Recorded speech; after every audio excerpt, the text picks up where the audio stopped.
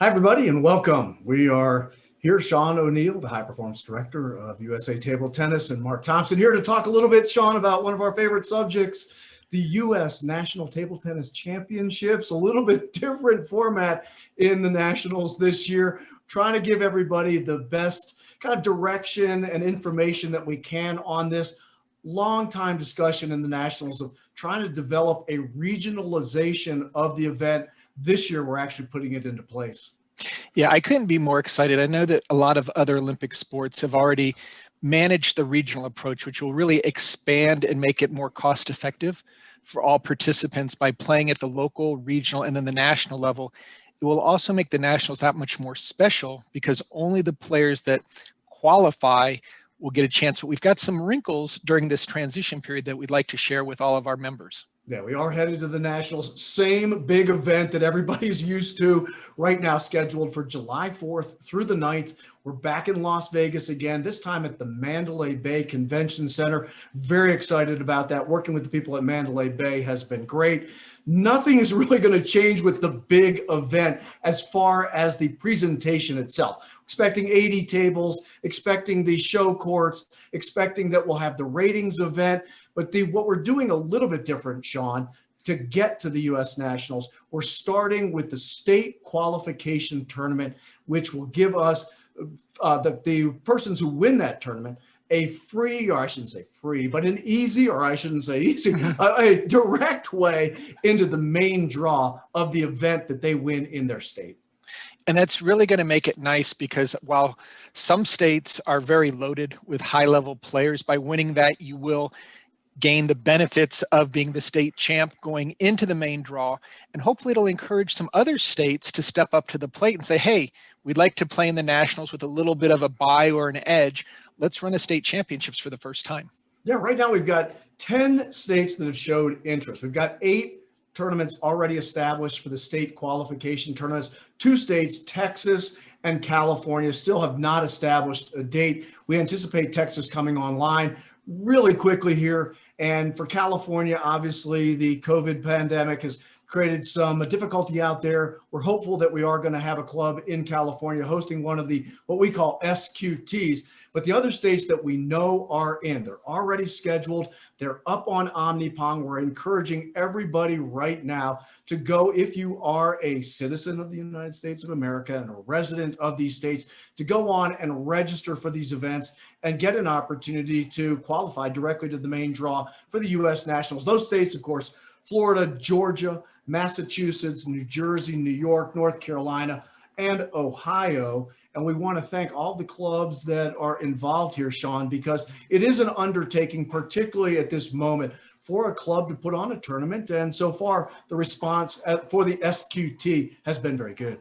And I know one of the changes that we made at headquarters initially, they were thinking of more of a 50-50 split in the profits. Now it's been shifted to a 90-10 split. So hopefully that is an additional layer of encouragement to have the club directors say, hey, I'd like to do this in my own backyard at my own home club.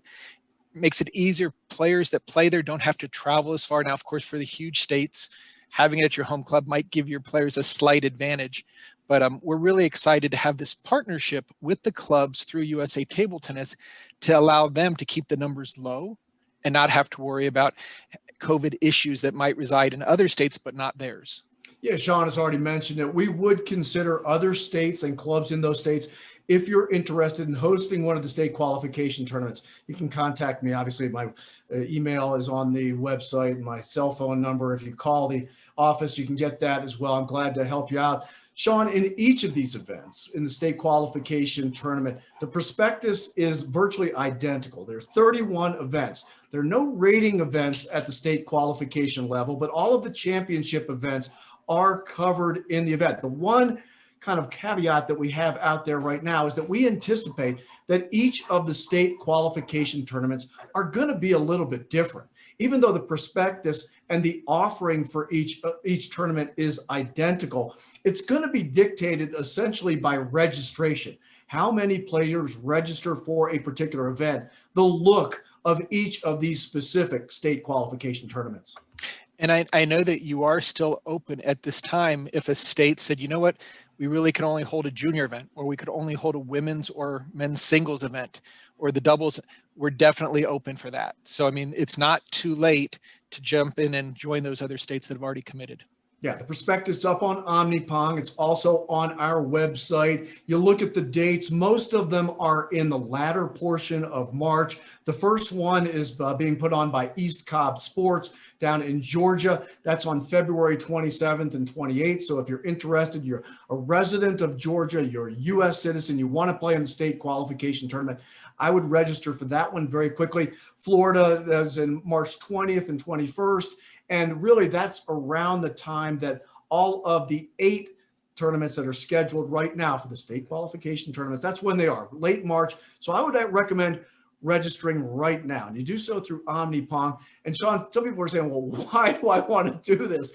Because the one thing that we do want to make clear in this video today is, regardless of whether you're capable of playing in a state qualification tournament or another tournament that we're going to talk about in a moment, the regional qualification tournaments, you can still play in the big event in Las Vegas. But there is an advantage to playing in either the state qualification tournament or the regional qualification tournament. We've mentioned it already, but it is a direct path to be getting into the main draw of the event that you win. You don't have to play in the preliminaries. You're already in the main draw. So if you win the men's singles, for instance, in Massachusetts, you're already in the main draw at that Las Vegas and not only do you automatically enter into the main draw, you don't have to pay for that event at the national event. So it's a free entry for that event and that event only. If you're going to play in other events, you're going to have to pay in those.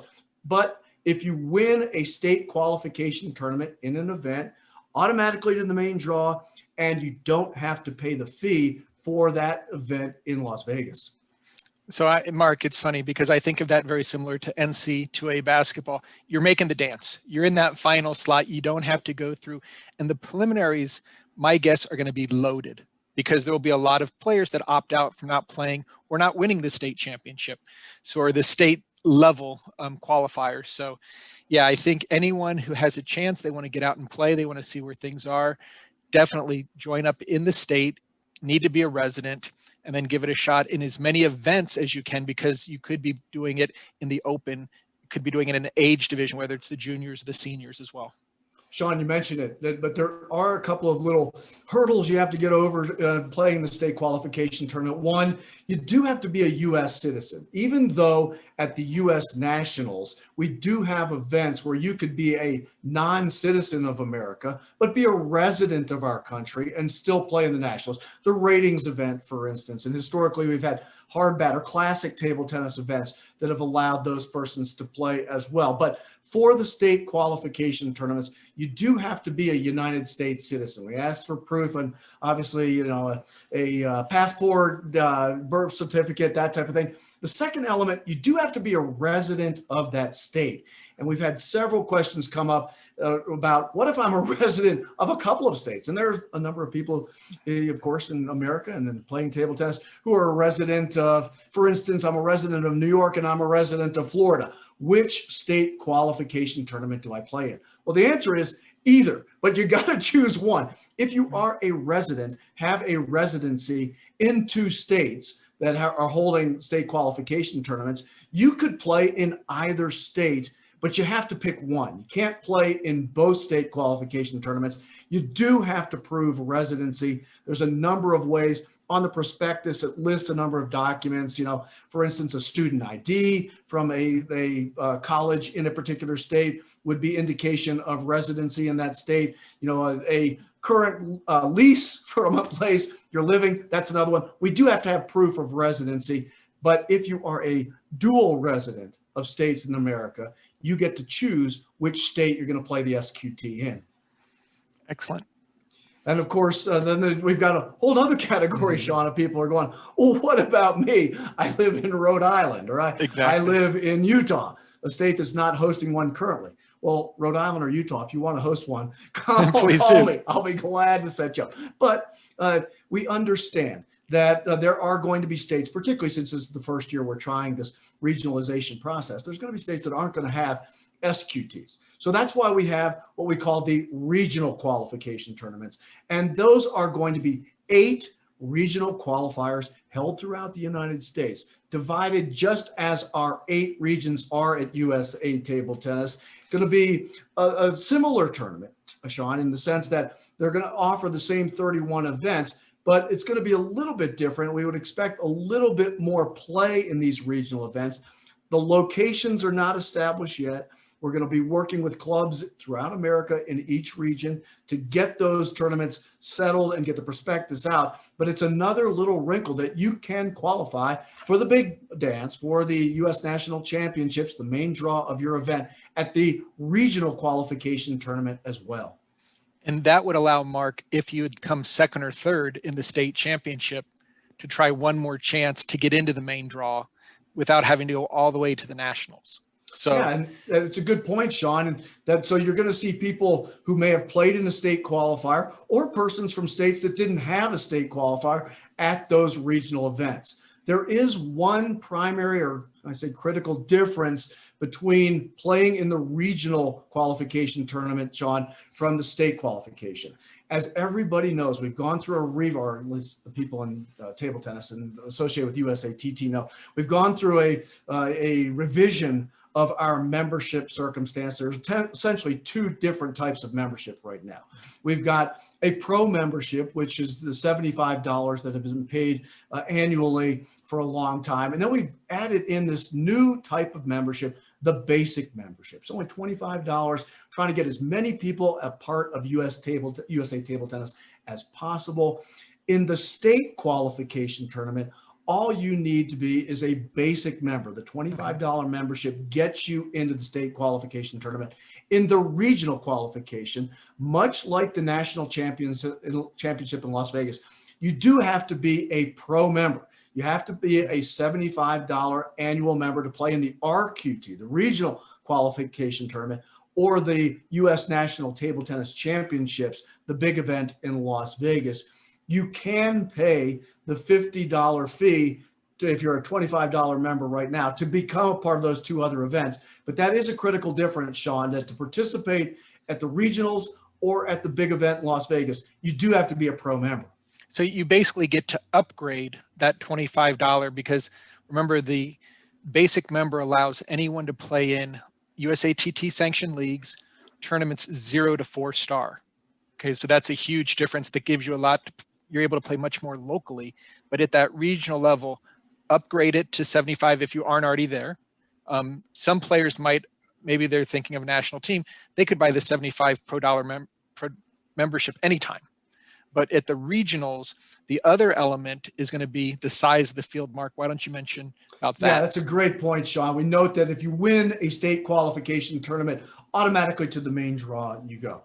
It's going to be a little bit different at the regional. It's going to depend on how many people are signed up, but there could be as many as 3 persons, depending on the number of persons that actually participate in an event. There will be a ratio. And right now, the ratio that we're working on is 1 to 8. So if there were 8 people in a region in a particular event, 1 person would qualify to the main draw. The winner of that event would qualify to the main draw in Las Vegas.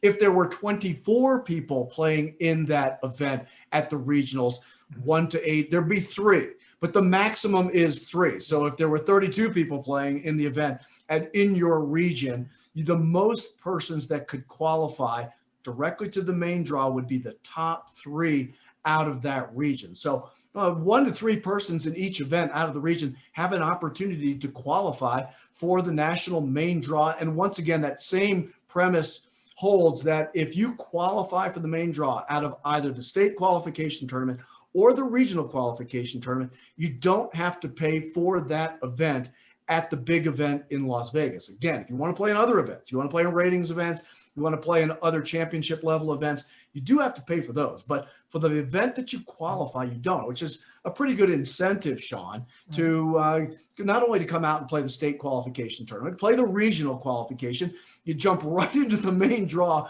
of the event you want to win in Las Vegas, and you don't have to pay for it. So pretty good deal. Right. And so then we're going to have some players that say, I finished second in the state, I finished fourth in the regions. Why are you leaving me out of national? So what's the solution for that player? Well, it's an easy one. Come on to Las Vegas. We hope you're there. We're looking forward to having a big crowd. And obviously there's a lot going on in America and the world right now with the COVID pandemic. We're very optimistic that the event in Las Vegas is going forward. And, everybody realizes that flexibility right now in the world, if you're not flexible right now, you're probably going to have a problem.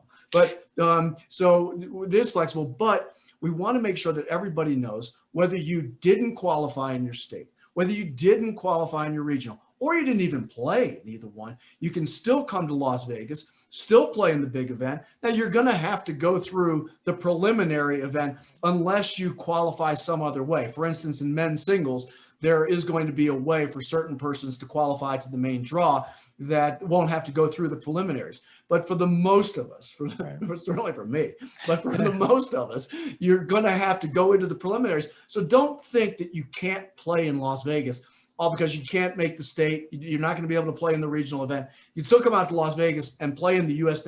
National Table Tennis Championships, where we're going to have, virtually 100 of the events that we always have, and have a great time out there. You're just going to have to battle your way. If you want to win something in Las Vegas, you're going to have to go through the entire battle if you do.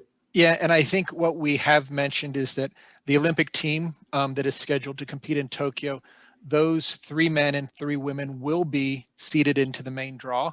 And that preliminaries, while in the past we've often had round robins to advance into the second stage or maybe even the main draw in the past, this will be primarily a single elimination tournament. So Mark, as you said, the prelims is going to be just scorched earth, very difficult, because all the players who opted not to get through those other paths or being on the Olympic team, they're going to be in that knockout draw to fill in the remaining. I believe in the men's singles, we were looking at 64 players for the main draw, and for the rest of the events, probably the top 32.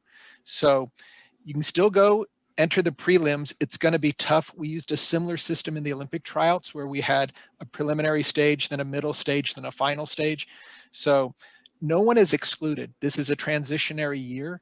We want to make sure that everyone feels they have a chance, but it will allow a lot of players to be fighting for the national title at the state level, at the regional level, which they can talk to their friends about. Yeah, I went out for the US title. They didn't have to necessarily go to Vegas to be part of the entire 2021 US National Championships.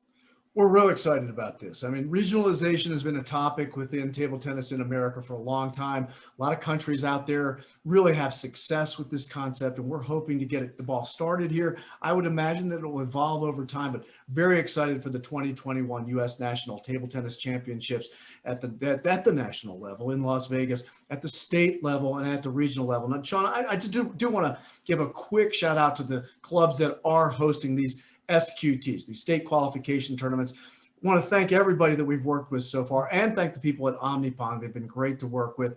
But in Florida, the Broward Table Tennis Center, great club. And Florida, is one of the states in America right now. It's a little bit open, so I'm going to encourage people in Florida to get in contact with the Broward Club, get in there and get that event. In Georgia, I've already mentioned the East Cobb sports people involved there. In Massachusetts, our good friends at the Westford Table Tennis Club are hosting there. In New Jersey, the world famous Princeton Pong is hosting there in New Jersey. In New York, our great friends at the Westchester Table Tennis Center, who we've worked with in a number of capacities. The great club in the Morrisville, North Carolina, in the Research Triangle there, the Triangle Badminton Table Tennis Club, they're hosting there in North Carolina. In Ohio, it's the Columbus Table Tennis Center that is holding the event there.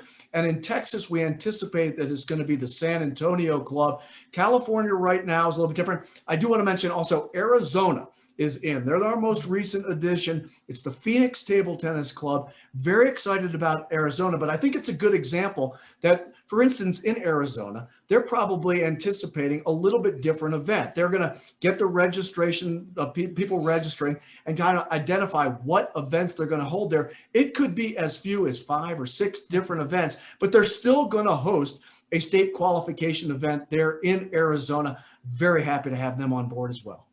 Yeah, and I think especially coming from the high performance division, if you'd like to have just a junior division, that is absolutely fine. I mean, we would love to see more kids, again, have a chance to compete, play against their peers.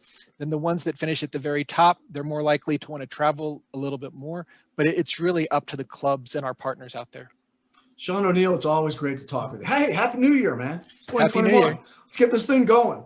Let's get Looking everybody healthy, and I hope everybody out there in table tennis land is doing well as well. Because we want to get back to rolling and getting USA table tennis back up to full speed. It's going to take us, everybody, some time here, but the attitude is everything. And right now, that is very positive, Sean O'Neill. I'm quite excited. I've got my fingers crossed that we continue to move forward. And then if we can make this transition to a regional approach, we'll basically have the nationals occurring instead of 5 days, more like half the year across the country. And thank you to everybody out there for listening. Any questions, go to the website. My email's there. Sean is easy to contact. Don't bother Sean. Don't bother me. And we'll get your questions answered to the best of our ability. Hope everybody's ready for a really good 2021 of table tennis. Thanks so much. Have a good day, everybody.